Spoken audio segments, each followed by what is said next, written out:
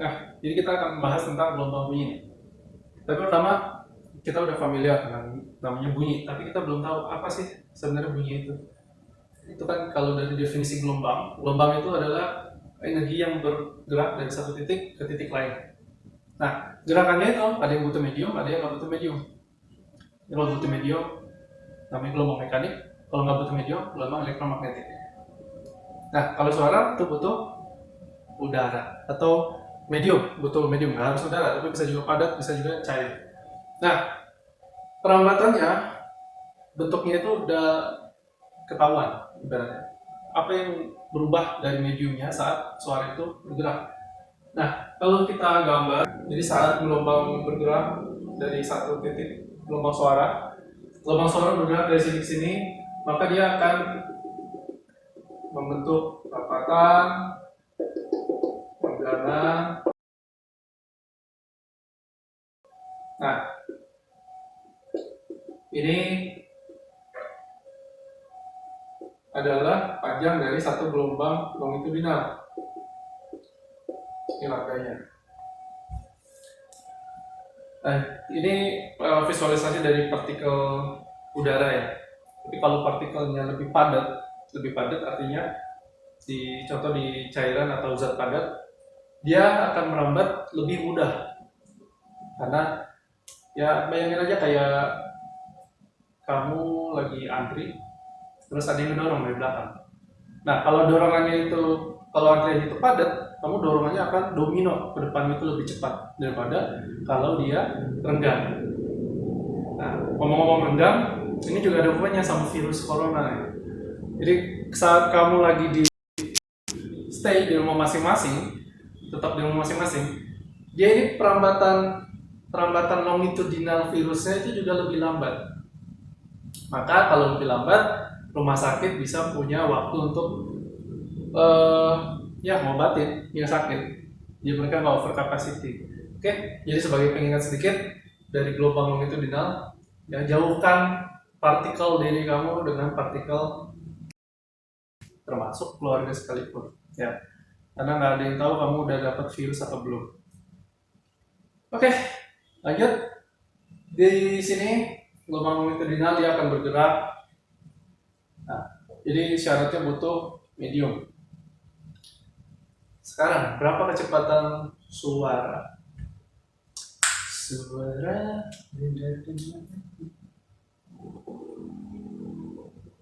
Oke, di udara ya. Ini bukan patokan pasti, tapi kalau di udara dia 340 meter per second, bisa juga 330, tergantung suhunya. Jadi tergantung suhunya. Semakin dingin, kalau dingin kan udara itu jadi rapat, kalau rapat kecepatannya naik. Tapi kalau di panas, kecepatan jadi renggang, kecepatannya turun. Kalau di cairan, ya ini umumnya air ya, kurang lebih 1500 meter per second gitu. Nah ini nih sebabnya kalau suara paus itu bisa berkilometer, puluhan kilometer didengar oleh paus lain. Oke, kalau di zat padat ya bervariasi ya, tergantung zat padatnya apa. Kalau zat padatnya ya padat besi atau titanium, ya kan jauh lebih tinggi daripada kayu misalkan. Oke, itu kecepatan suara. Terus diingat lagi hubungan kecepatan suara dengan lambda I lambda kali F.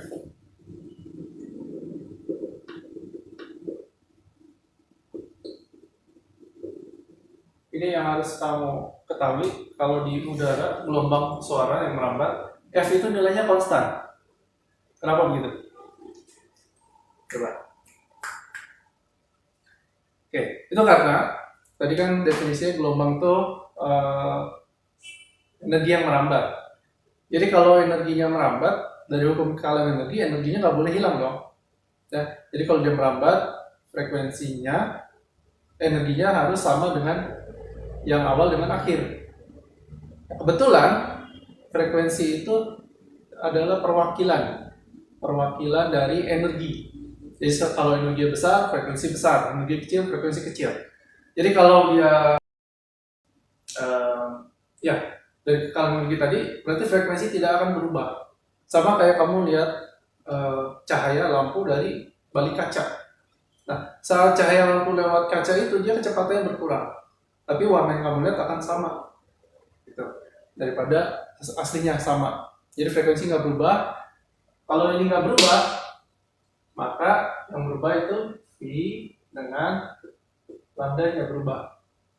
Sekarang kita coba sedikit latihannya.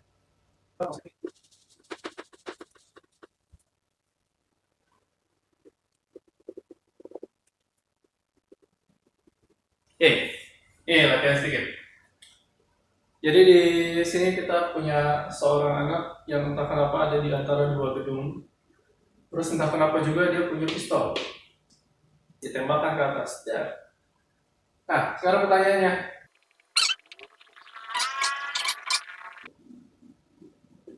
Nah, jadi tembak dari sini sumbernya, suara akan bergerak ke kiri dan juga ke kanan. Kemudian dia akan memantul kembali ke anaknya.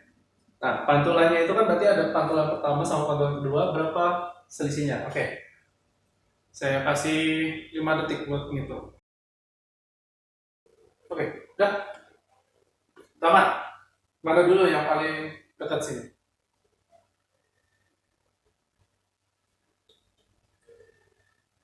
Kita anggap V-nya V suara ya.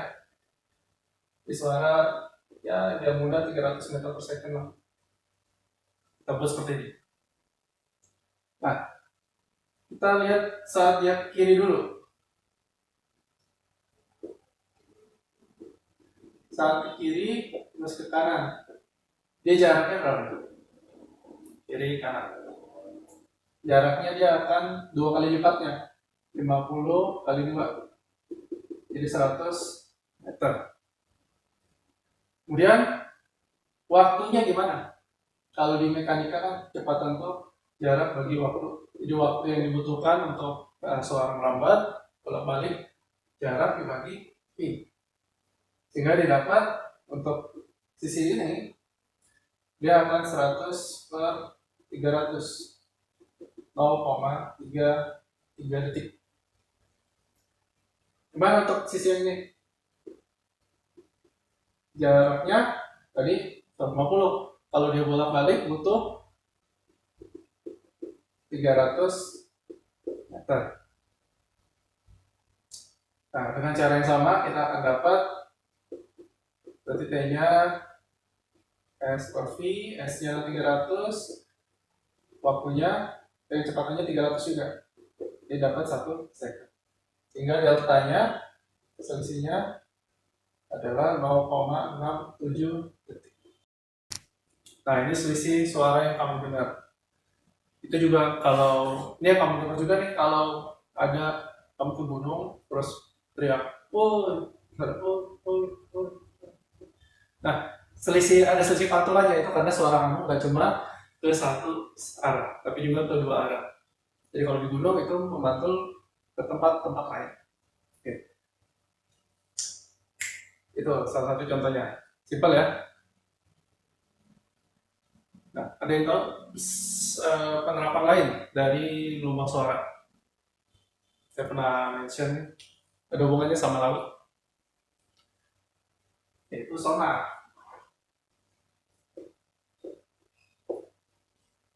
Sonar. Jadi dia ada kapal, terus ada dasar laut. Di sini ada alatnya, penembak gelombang suara. Jadi dia akan turun dan naik lagi. Nah, dari sini kita bisa tahu seberapa dalam permukaan laut. Karena biasanya kita bisa udah ngitung nih berapa kecepatan suaranya air, kita udah ada datanya. Air laut di suhu berapa, kecepatannya segini misalnya. Terus tinggal dihitung waktu dia turun dan waktu dia naik. sehingga dapat jaraknya. Nah, ada yang tahu gimana cara ini?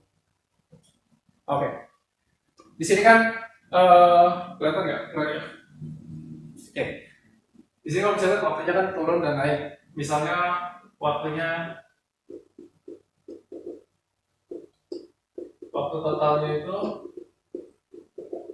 berapa ya? 15 detik. Nah, artinya dia saat dia turun dia butuh 7,5, naik juga 7,5 detik. Jika kalau kita masukkan ke persamaannya, SIT yang ini, atau dalam kasus ini pakai H, berarti H-nya sama dengan I kali T. 1500 kali 7,5. Banyak. Ya, itu gitu. Nah, ini juga bisa dipakai untuk apa ya? Untuk mendeteksi kapal selam, deteksi pulau, jarak pulau ke kapal. Bisa juga untuk dengan prinsip yang sama, tapi pakai gelombang elektromagnetik, itu bisa untuk mengukur jarak pesawat, jarak kapal lain. Nah, itu namanya radar. Kalau ini sonar. Jadi prinsip kerjanya sama, cuma beda dari gelombang yang dipakai aja. Ya. Jadi ditembak, mantul, ditangkap lagi suaranya. Ya juga ini terinspirasi dari kelelawar. Jadi mereka tuh buta, maka mereka saat terbang itu mereka akan terus-menerus bersuara ultrasonik. Nah, mereka mendengar pantulannya tuh. Kalau mereka setelah teriak, wah pantulannya cepat, berarti ada benda di depannya dekat. Terus mereka ke tempat lain. Kalau mereka bawa teriak itu, terus nggak ada pantulan, berarti depannya itu normal. Gitu. Oke, ini pembukaan dari gelombang suara.